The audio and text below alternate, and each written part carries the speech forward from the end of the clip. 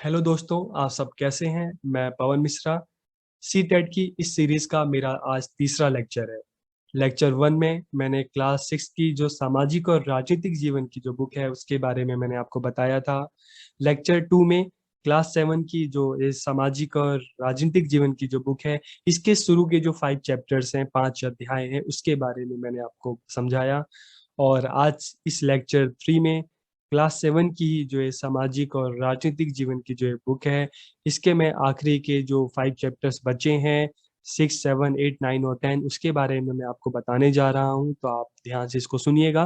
Video थोड़ी लंबी हो सकती है, लेकिन कम समय में आपको पूरे ही इस बुक के बारे में पता चल जाएगा और आपको एक एक पॉइंट आपको याद हो जाएगा, ताकि आप सी टेट में बहुत अच्छा कर सकें सोशल स्टडी में। तो हम शुरू करते हैं। मेरे यूट्यूब चैनल पर आप सभी का बहुत बहुत स्वागत है। तो क्लास 7 सामाजिक और राजनीतिक जीवन, ठीक है, तो हम स्टार्ट करते हैं। तो आज के इस वीडियो लेक्चर में हम 7 की जो सामाजिक और राजनीतिक जीवन की जो बुक है, इसके लास्ट के जो 5 चैप्टर्स हैं करेंगे। संचार माध्यमों को समझना, विज्ञापनों को समझना, हमारे आसपास की बाजार, बाजार में कमी और समानता के लिए संघर्ष। तो हम शुरू करते हैं। अध्याय 6, संचार माध्यमों को समझना। तो जब हम इस अध्याय को पढ़ना शुरू करेंगे तो सबसे पहले एक प्रश्न आता है, मीडिया, संचार, हिंदी में जिसको कहते हैं मीडिया क्या है। तो यह अंग्रेजी के मीडियम, जिसको हिंदी में हम कहते हैं माध्यम, तो यह अंग्रेजी के मीडियम शब्द का बहुवचन है। इसका तात्पर्य उन विभिन्न तरीकों से है जिनके द्वारा हम समाज में विचारों का आदान प्रदान करते हैं। तो मीडिया क्या है? एक मीडियम है। किस चीज का मीडियम है? हमारे विचारों को आदान प्रदान का एक माध्यम है, एक साधन है। अब हम मास मीडिया की बात करें, जिसको हिंदी में जनसंचार कहते हैं, तो वह संचार माध्यम जिनकी पहुंच लाखों करोड़ लोगों तक एक साथ होती है, ठीक है, देश विदेश के जनसमूह तक होती है। एक ही समय में लाखों करोड़ों लोग टीवी पर एक ही नाटक, एक ही सीरियल, एक ही फिल्म देखते हैं। तो इनकी पहुंच एक साथ लाखों करोड़ों लोगों तक होती है, इसलिए हम इसको कहते हैं मास मीडिया, जनसंचार। और इसमें मुख्य साधन कौन कौन से हैं? टेलीविजन, रेडियो और अखबार। फिर तकनीक की बात करते हैं। तो यह हमारे जीवन के बारे में सोचने के तरीके में परिवर्तन लाती है। नई तकनीक अक्सर हमारे सोचने, समझने और करने के तरीके में परिवर्तन लाती है, ठीक है। टेलीविजन की बात करें तो टेलीविजन, टेलीवाइजर, टेलीविजन का पुराना रूप था। तो टेलीवाइजर की क्या है? एक टेलीविजन का पुराना रूप था। टेलीविजन को दुनिया को देखने वाली खिड़की के रूप में भी परिभाषित किया जाता है। क्यों? क्योंकि जैसे आप अपनी खिड़की से, घर की खिड़की से अपने आसपास क्या है, आपके आस पड़ोस में सारी चीजें देख लेते हैं, उसी तरीके से टेलीविजन भी एक ऐसी खिड़की है जिसके द्वारा हम घर बैठे बैठे बहुत ही करीबी से हम पूरी दुनिया को देख सकते हैं, उसको जान सकते हैं, उसको समझ सकते हैं। इसलिए टेलीविजन को दुनिया को देखने वाली खिड़की के रूप में परिभाषित किया जाता है। और इसके आविष्कारक कौन थे? जॉन एल बैड, ठीक है। तो जॉन एल बैड इसके आविष्कारक थे, आप इसको याद रखिएगा। हम आगे बढ़ते हैं। अब टेलीविजन के कारण हम अपने आप को विश्व समाज का एक सदस्य मानने लगे हैं, क्योंकि इस टेलीविजन ने, वैश्वीकरण ने, टेलीविजन ने दुनिया को बहुत ही करीब ला दिया है। हम दुनिया को बहुत ही करीबी से जानने लगे हैं, समझने लगे हैं। तो टेलीविजन के कारण हम अपने आप को विश्व समाज का एक सदस्य मानने लगे हैं। टेलीविजन ने दुनिया को बहुत पास ला दिया। यह दुनिया के बारे में हमारे दृष्टिकोण, विश्वासों, रुख और मूल्यों को बताता है और हमारे सोचने के तरीके में परिवर्तन भी लाता है। तो टेलीविजन एक ऐसा माध्यम है जो हमारे सोचने के तरीके में परिवर्तन लाता है। आप देखेंगे अलग अलग न्यूज चैनल है, कभी किसी को आसमान में पहुंचा देते हैं तो कभी किसी को जमीन पे ला देते हैं, और जैसा टीवी में दिखाया जाता है उसी तरीके से हमारी सोच में भी परिवर्तन आ जाता है, ठीक है। तो टेलीविजन एक ऐसा माध्यम है मीडिया का जो हमारे सोचने के तरीके में बहुत ही शीघ्रता से, बहुत ही जल्दी से परिवर्तन, चेंजेस लाता है। जनसंचार माध्यमों द्वारा उपयोग में लाई गई तकनीक बहुत ही खर्चीली होती है। आपने देखा होगा, न्यूज़ देखे होंगे, न्यूज़ चैनल देखे होंगे, अलग-अलग चैनल, तो उनकी जो तकनीक है, टेक्नोलॉजी है, बहुत ज़्यादा कॉस्टली होती है, बहुत ज़्यादा खर्चीली होती है। अतः वह विभिन्न वस्तुओं के विज्ञापन के माध्यम से धन अर्जित करते हैं। इसलिए इन चैनलों पर हमें ज़्यादा से ज़्यादा विज्ञापन देखने को मिलते हैं, ताकि जो ये खर्चीली तकनीक है, इसका खर्चा जो चैनल हैं, जो ये जनसंचार माध्यम है, इसको उठा सके। तो आप चाहे रेडियो में देखें, चाहे आप टेलीविज़न में देखें, चाहे अखबार में देखें, इस तरह के एडवर्टाइज़मेंट आपको मिलेंगे और उन्हीं के द्वारा जो ये जनसंचार माध्यम है ज़्यादा से ज़्यादा पैसे कमाते हैं और एक खर्चीली तकनीक जो है इसका प्रयोग करते हैं। संतुलित संचार माध्यम। अब संतुलित संचार माध्यम क्या है? संतुलित रिपोर्ट भी हम इसको कहते हैं कि संतुलित रिपोर्ट वह रिपोर्ट है जिसमें किसी भी विषय पर हर दृष्टिकोण से चर्चा की जाती है। मतलब इसमें किसी तरह का पक्षपात या किसी तरह का भेदभाव नहीं होता। इसमें कोई भी घटना घटती है तो उसकी अच्छाई, बुराई हर चीज़ को मतलब सही तरीके से प्रस्तुत किया जाता है। तो इसलिए हम इसको कहते हैं संतुलित रिपोर्ट या संतुलित संचार माध्यम जिसमें किसी तरह का कोई पार्शियलिटी भेदभाव नहीं होता। जो भी रिपोर्ट होती है बिल्कुल सही होती है। स्वतंत्र संचार माध्यम, तो स्वतंत्र का मतलब ये हो गया जिस पर कोई बंधन ना हो, जिस पर कोई नियंत्रण ना हो, ठीक है? तो स्वतंत्र संचार माध्यमों से तात्पर्य यह है कि उनके द्वारा दिए जाने वाले समाचारों को कोई भी नियंत्रित या प्रभावित ना करे, तो उसे हम कहेंगे स्वतंत्र संचार माध्यम कि ऐसे संचार माध्यम जिस पर किसी तरह का किसी का कोई नियंत्रण, कंट्रोल ना हो, जो जिनकी खबर बिल्कुल सही हो, उस पर किसी का कोई भी प्रभाव ना हो, ठीक है? फिर हम बात करते हैं संचार माध्यमों के स्वतंत्र ना होने के 2 कारण हैं, कि कोई भी संचार माध्यम पूरी तरीके से स्वतंत्र नहीं होता, इसके कारण कौन से हैं? पहला है सेंसरशिप, तो सेंसरशिप वो चीज़ है जो सरकार अ, इन संचार माध्यमों पर लगाती हैं, ठीक है? आपने अक्सर देखा होगा सेंसर जब भी कोई फ़िल्म, नाटक या एडवर्टाइज़ आता है तो उसको सेंसर बोर्ड से उसको परमिशन लेनी पड़ती है। तो ये सेंसरशिप जो गवर्नमेंट है लगाती है ताकि अ, कुछ चीज़ें ऐसी होती हैं जो समाज के लिए ठीक नहीं होती, तो उन चीज़ों को सेंसरशिप के माध्यम से वो अंश होते हैं उसको हटा दिया जाता है। तो पहला तो है संचार माध्यमों पर जो नियंत्रण है 2 तरीके से लगाया जाता है। पहला है सेंसरशिप और दूसरी क्या है धन की आवश्यकता। विज्ञापनों पर निर्भरता और व्यापार, ठीक है? तो देखिए संचार माध्यम आजकल कोई भी संचार माध्यम देखो तो पूरी तरीके से स्वतंत्र नहीं है क्योंकि उस पर सेंसरशिप लगी होती है और उनको अपने माध्यमों को चलाने के लिए ज़्यादा से ज़्यादा पैसे चाहिए होते हैं, इसलिए वो एडवर्टाइज़ पर निर्भर करती है और इसके अलावा हर समाचार चैनल या इस तरह के जो भी संचार माध्यम है, किसी न किसी अ, कंपनी से, किसी न किसी व्यापारिक प्रतिष्ठानों से, किसी न किसी राजनीतिक पार्टी से जुड़े होते हैं, इसलिए हम किसी को नहीं कह सकते कि ये पूरी तरीके से स्वतंत्र है। अब हम सेंसरशिप देख लें, तो जब सरकार समाचार के किसी अंश, फ़िल्म के किसी दृश्य अथवा गीत के बोल को जन समुदाय तक पहुँचने से पहले ही उस पर प्रतिबंध लगा देती है, तो इसे हम कहते हैं सेंसरशिप। भारत में सरकार ने जब संचार माध्यमों पर सेंसर लगाया तो इसमें सबसे बुरा समय आपने 12th क्लास की बुक में पढ़ा होगा 1975 1975 से 1977 तक का अल्पकाल था, जिसमें सभी संचार माध्यमों पर बिल्कुल ही पाबंदी लगा दी गई थी, सेंसरशिप लगा दी गई थी, वो अपने मर्ज़ी से खबरों को नहीं दिखा सकते थे। उनको सरकार की परमिशन लेनी पड़ती थी। ठीक है? संचार माध्यम किसी मुद्दे के खास पक्ष पर ध्यान इसलिए भी ध्यान केंद्रित करते हैं, क्योंकि उनको विश्वास होता है कि इससे विषय रुचिकर हो जाएगा। इसी तरह यदि वह किसी विषय पर जन समर्थन बढ़ाना चाहते हैं, तब भी वह मुद्दों के एक ही पक्ष पर ध्यान केंद्रित करते हैं। तो आजकल के जो समाचार माध्यम हम देखते हैं, किसी भी घटना को ये सही रूप से नहीं दिखाते। ये सिर्फ़ घटना का वही उतना ही अंश दिखाते हैं, जिसको लोग ज़्यादा से ज़्यादा देखें या लोगों को ज़्यादा से ज़्यादा आकर्षित करने के लिए इस तरह की चीज़ें चलाते हैं।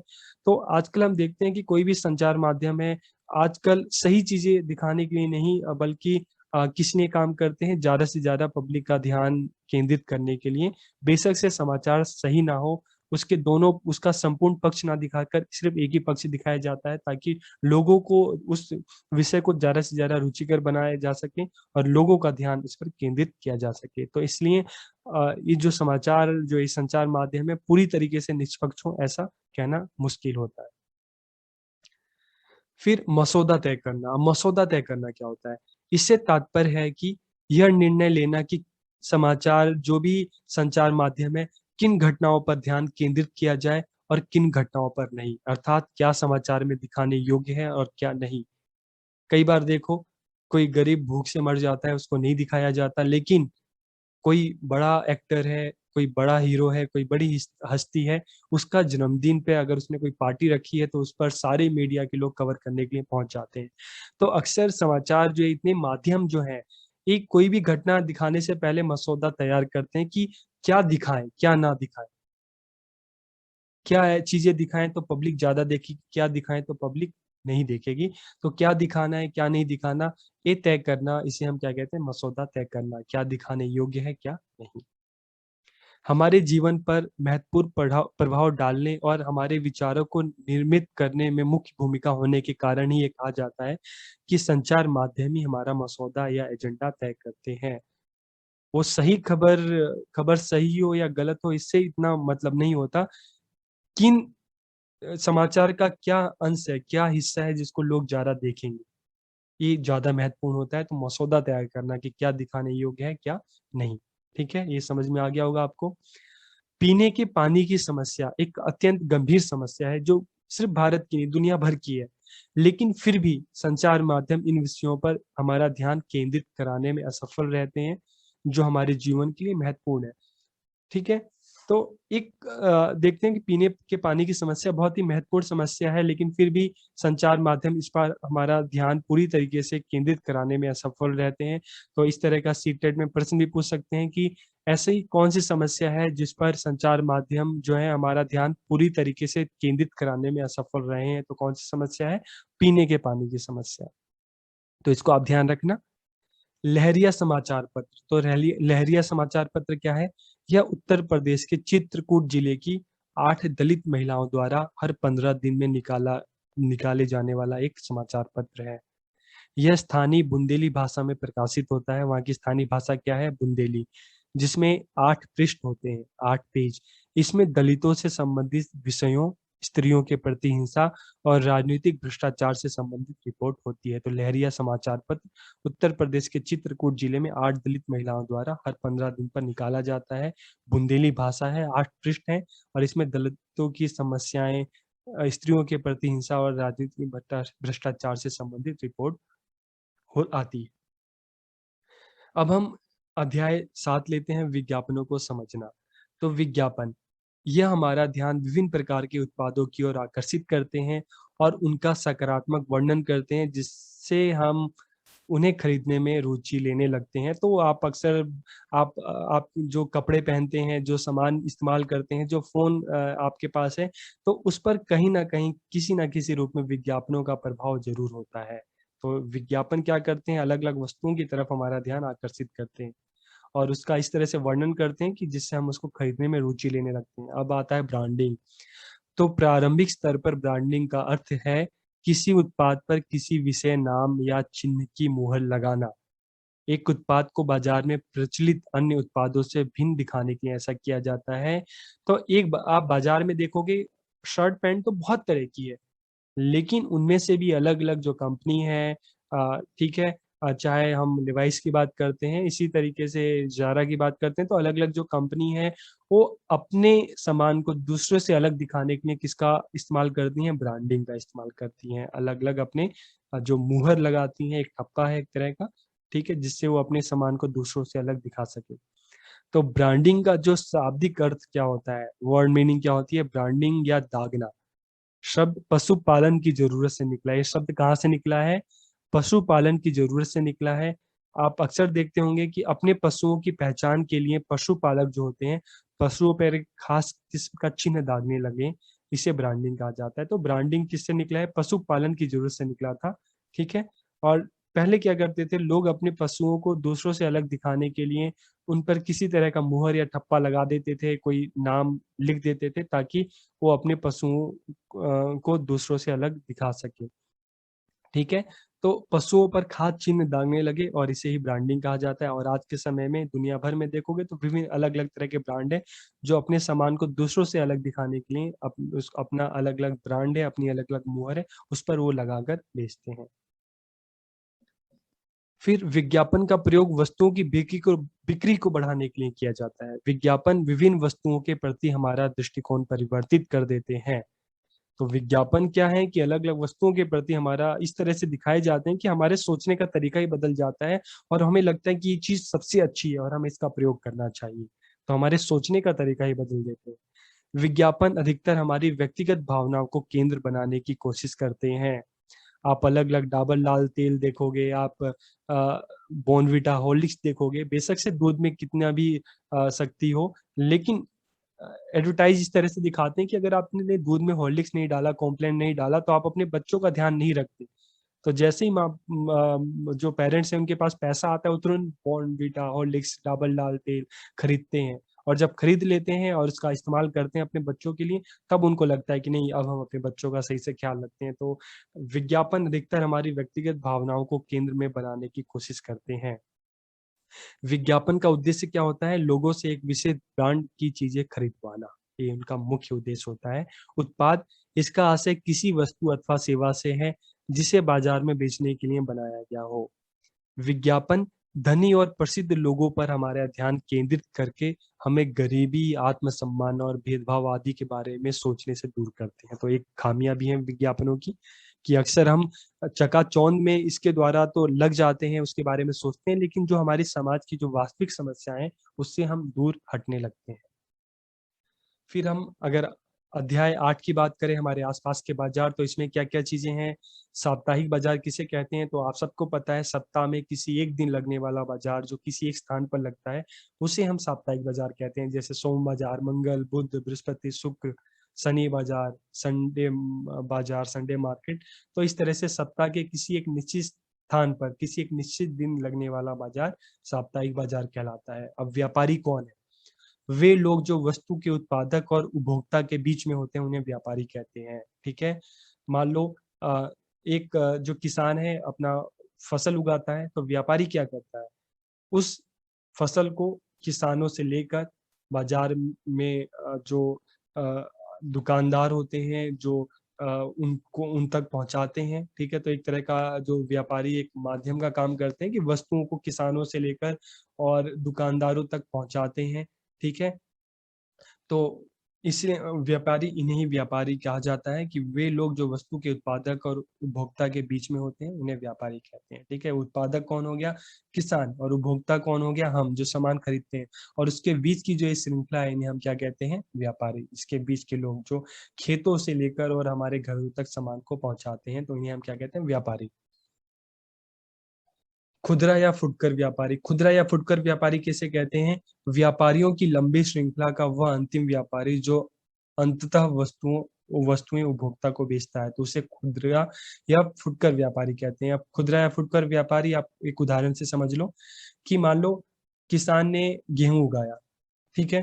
तो उस गेहूँ को एक व्यापारी ने किसान के सारे गेहूँ खरीद लिए और उसको लाकर मान लो दिल्ली में आज़ादपुर मार्केट है, वहाँ पे अन्य व्यापारियों को बेच दिया, ठीक है? उन व्यापारियों ने क्या किया कि वो जो उन व्यापारियों से जो आपके गली के आस-पास के जो दुकानदार हैं, उन्होंने सामान खरीद लिया और इन दुकान वालों ने आपको सामान बेचा, ठीक है? तो इस जो व्यापार की अंतिम श्रृंखला है, इसमें आखिरी अंतिम व्यापारी कौन है? आपके जो आस-पास के दुकान वाले हैं। तो इन्हें हम क्या कहते हैं? खुदरा या फुटकर व्यापारी, कि व्यापारियों की लंबी श्रृंखला का वह अंतिम व्यापारी जो अंततः वस्तुएँ उपभोक्ता को बेचता है, ठीक है? तो इसे हम क्या कहते हैं? खुदरा या फुटकर व्यापारी। आप के आस-पास की दुकान हो सकती है, ठीक है? शॉपिंग मॉल हो सकता है, तो कुछ भी हो सकते हैं। हर जगह व्यापार। तो इंटरनेट के माध्यम से घर बैठे खरीदारी करना, तो अमेज़न हो गया, फ्लिपकार्ट आ गया, ठीक है? तो ये जो क्या है, ये हर जगह बाज़ार है, कि हर जगह उपस्थित है। आप घर में बैठे-बैठे आप सामान कुछ भी आप ऑर्डर करो और आपके घर तक पहुँच जाएगा। तो इसे हम क्या कहते हैं? ऑनलाइन जो शॉपिंग होती है, हर जगह बाज़ार। तो इंटरनेट के माध्यम से घर बैठे खरीदारी करना। अदृश्य बाज़ार। अब कुछ चीज़ें ऐसी भी होती हैं, ठीक है? जिनके बारे में हमें बहुत कम जानकारी होती है, क्योंकि यहाँ बिकने और खरीदे जाने वाली चीज़ें हम सीधे प्रयोग में नहीं लाते। जैसे एक कार निर्माता द्वारा कार निर्माण में प्रयुक्त विभिन्न सामग्री। आपके पास मोबाइल है, ठीक है? लेकिन आप सिर्फ़ मोबाइल लेते हैं। मोबाइल के अंदर कौन-सी बैटरी है, अंदर इतने सारे पुर्जे हैं, बहुत सारी अंदर चीज़ें होती हैं ना, उसके बारे में आपको नहीं पता। वो सारी मोबाइल कंपनी थोड़ी ना बनाती है, वो भी तो अलग-अलग कंपनियों से आते हैं, ठीक है? तो इस तरह के जो सामान होते हैं, इस तरह के जो बाज़ार होते हैं, उसे हम कहते हैं अदृश्य बाज़ार। तो कुछ बाज़ार ऐसे होते हैं जिसके बारे में हमारी जानकारी बहुत कम होती है, क्योंकि यहाँ पे बिकने और खरीदने वाली चीज़ें हम सीधे प्रयोग में नहीं लाते। कार का उदाहरण दिया है, मान लो आप जाकर मारुति से उसकी कार खरीदोगे, लेकिन कार के जो अलग-अलग हिस्से हैं, वो मारुति थोड़ी ना बनाता है, वो तो असेंबल करके आपको बेचता है। तो इसलिए इस तरह की जो चीज़ों का जो बाज़ार होता है, उसे हम कहते हैं अदृश्य बाज़ार। वो हमारे सीधे प्रयोग की चीज़ें नहीं होती। बाजार श्रृंखला, अब बाजार श्रृंखला क्या है? यह बाज़ारों की एक श्रृंखला है जो परस्पर एक-दूसरे से कड़ियों की तरह जुड़ी होती है। जैसे आपने जंजीर देखा होगा, तो जंजीर अलग-अलग कड़ियों से एक-दूसरे से जुड़ी होती है। इसी तरह से बाजार श्रृंखला में भी क्या होता है कि बाजार श्रृंखला एक श्रृंखला है जो परस्पर एक-दूसरे से कड़ियों में जुड़ी होती है, क्योंकि उत्पाद एक बाजार से होते हुए दूसरे बाजार में पहुँचता है। जैसे मैंने आपको बताया कि एक किसान ने फसल उगाई, गेहूँ उगाया। गेहूँ एक व्यापारी उसके खेत से उसको शहर के बाजार में ले गया और उस शहर के बाजार से अन्य छोटे व्यापारियों ने उस गेहूँ को खरीदा, ठीक है? और उन छोटे व्यापारियों से जो आपके गली के आस-पास के दुकान वाले हैं, उन्होंने उस गेहूँ को खरीदा और उसको क्या किया उन्होंने, उस गेहूँ का आटा बनाकर ग्राहकों को बेच दिया, ठीक है? तो आप देखोगे एक वस्तु अलग-अलग एक बाज़ार श्रृंखला अलग-अलग बाज़ारों के माध्यम से अलग-अलग व्यापारियों तक पहुँचती है और फिर लास्ट में आखिर में उपभोक्ता तक पहुँचती है। तो ये अलग-अलग जो बाज़ार हैं, ठीक है? जहाँ से वो वस्तु होकर गुज़रती है, तो इस तरह की जो ये श्रृंखला है, इसको हम क्या कहते हैं? बाज़ार श्रृंखला। तो इतना आपको समझ में आ गया होगा। अब हम आगे बढ़ते हैं, हमारा जो अध्याय 9 है, बाज़ार में एक कमीज। तो सबसे पहले इसमें अगर आप इस चैप्टर को पढ़ेंगे तो स्वप्ना की बात होती है जो आंध्र प्रदेश में रहती है और कुरनूल कुरनूल जो वहाँ पे एक जगह है में कपास उगाने वाली एक किसान है स्वप्ना। इरोड का कपड़ा बाजार, तो आप इसको ध्यान से देखना, इरोड का कपड़ा बाजार तमिलनाडु में सप्ताह में 2 बार लगने वाला इरोड का कपड़ा बाजार संसार के सबसे विशाल बाजारों में से एक है। तो एक इरोड का कपड़ा बाजार एक कहाँ लगता है? तमिलनाडु में लगता है और एक किसका बाजार है? कपड़े का, और दुनिया के सबसे बड़े बाजारों में से एक बाजार है, ठीक है?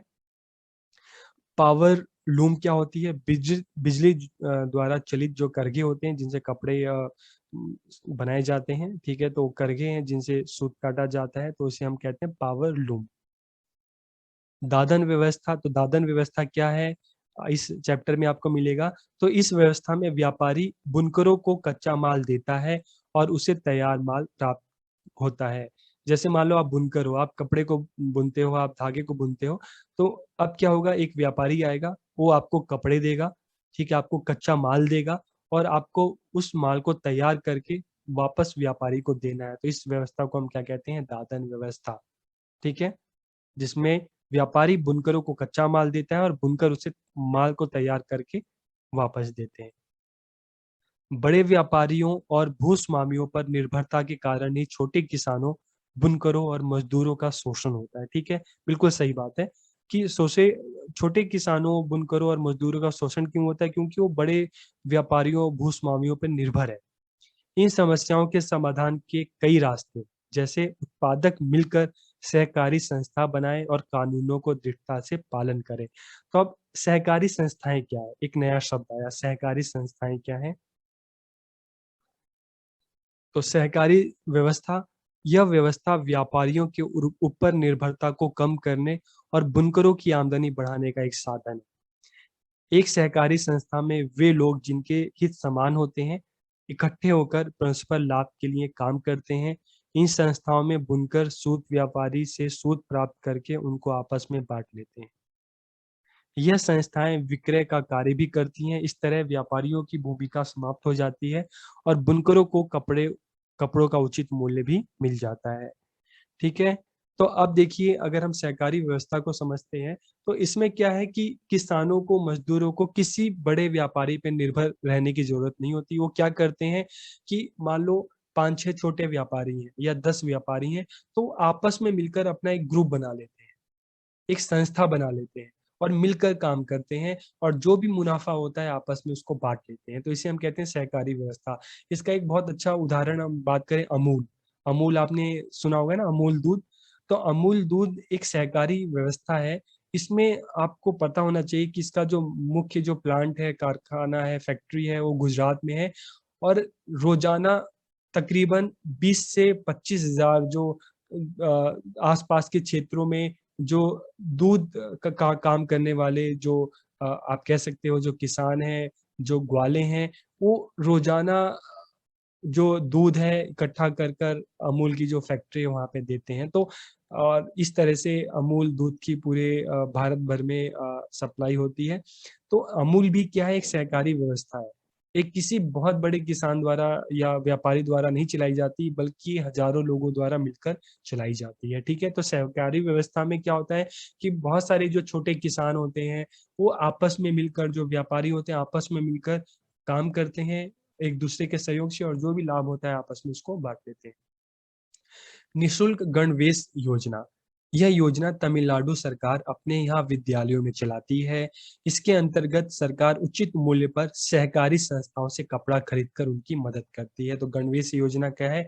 ये विद्यालय में चलाई जाती है तमिलनाडु में, और इसमें क्या करते हैं कि सरकार जो भी सहकारी संस्थाएँ हैं कपड़ा बनाने वाली हैं, उनसे कपड़ा खरीदकर उनकी मदद करती है। ठीक है? अब आगे देखते हैं को-ऑप टैक्स। तो को-ऑप टैक्स क्या है? एक दुकानें हैं, ठीक है? तो अब ये दुकानें किस तरह से चलती हैं? तो इन दुकानों के माध्यम से सरकार हस्तकरघा बुनकर हैं, जो बुनकर हैं, जो सहकारी संस्थाएँ हैं, जो सहकारी समितियाँ हैं, उनसे उनका कपड़ा खरीदती है और उनको को-ऑप टैक्स दुकानों के माध्यम से बेचती है। तो जो भी क्या है कि जो ये सहकारी समितियाँ हैं, जो हस्तकरघे, जो बुनकर हैं, इनकी अपनी जो सहकारी समिति है, तो सरकार क्या करती है कि इनके जो कपड़ों को खरीदती है, और जो सरकार की जो अपनी दुकानें हैं, को-ऑप टैक्स ये दुकानें इसके माध्यम से इन कपड़ों को बेचती है। जिनिंग मिल, वह फैक्ट्री जहाँ रुई के गोले से बीज अलग किए जाते हैं। यहाँ पर रुई को दबाकर गट्ठर भी बनाए जाते हैं, जो धागा बनाने के लिए बेच दिए जाते हैं, तो इन्हें हम कहते हैं जिनिंग मिल। निर्यातक वह व्यक्ति जो माल विदेशों में बेचता हो, उसे हम कहते हैं निर्यातक। अध्याय 10 समानता के लिए संघर्ष।